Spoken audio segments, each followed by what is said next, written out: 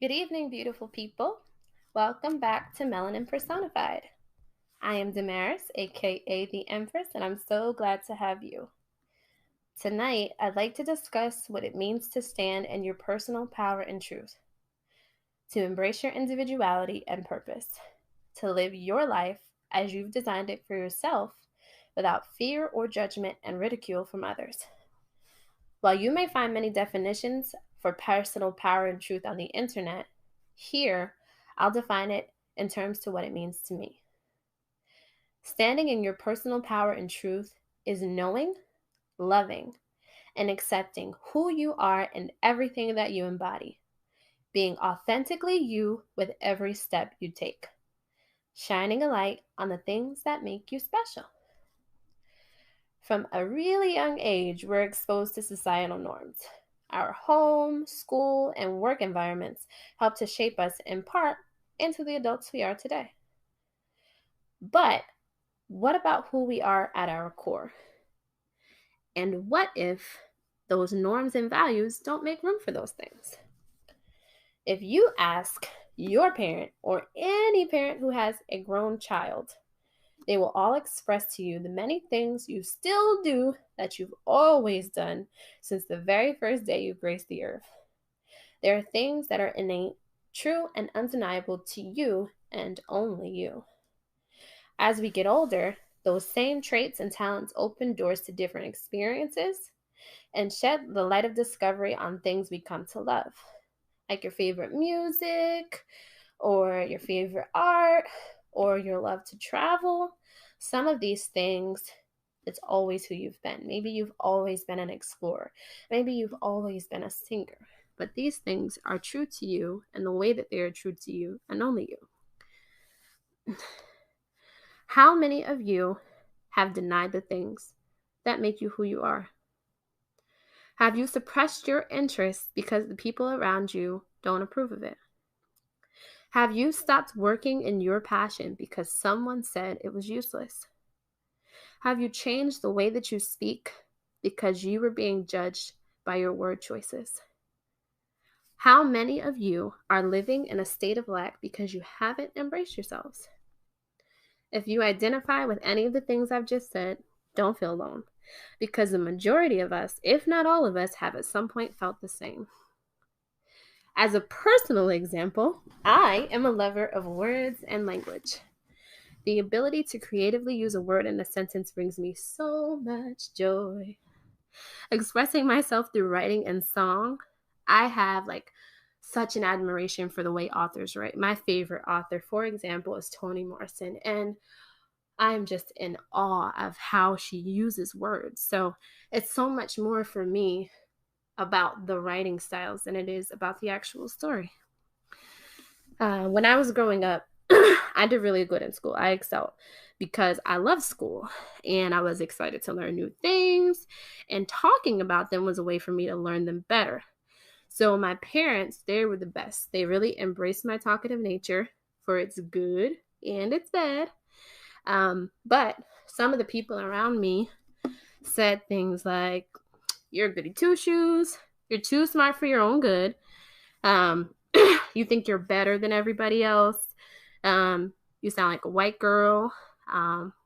If I used a word that they didn't understand, they thought that I was being offensive or mean. So sometimes, because of those things, I kind of surrendered.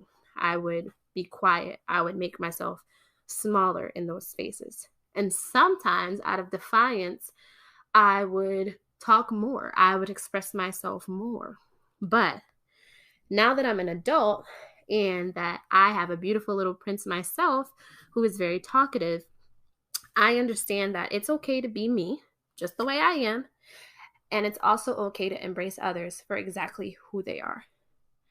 I'm a passionate woman, and I am massively using my gift to communicate and have temperance with others to build better relationships. I embrace who I am, and I'm working to raise my own personal vibration in the authenticity that is me. Being myself has only brought me closer to all the things that are meant for me.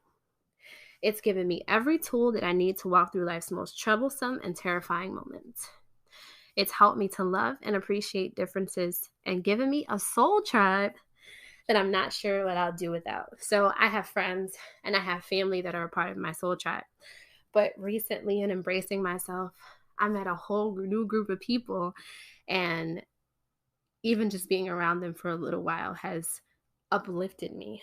It's therapeutic to be around these people because, they vibe at the same frequency, and it's beautiful, but I could have only gotten them or attracted them to my life by being exactly who I am. The current state of our nation and world is a people who are intolerant. They are one-sided. They are narrow-minded. They have one vision. And the only way that that can continue is if we continue to accept and conform to things that are not true to who we are. If we begin collectively the journey of self-love that's required to fully embrace ourselves, we can combat this issue head on, because it will force people to accept everyone for exactly who they are. Imagine if we never discovered what chocolate and peanut butter tastes like. My favorite. I love Reese's. Imagine if artists only had one medium or one color, if music only had one note. As a collective people, we are required to be different to create beautiful and wonderful things together.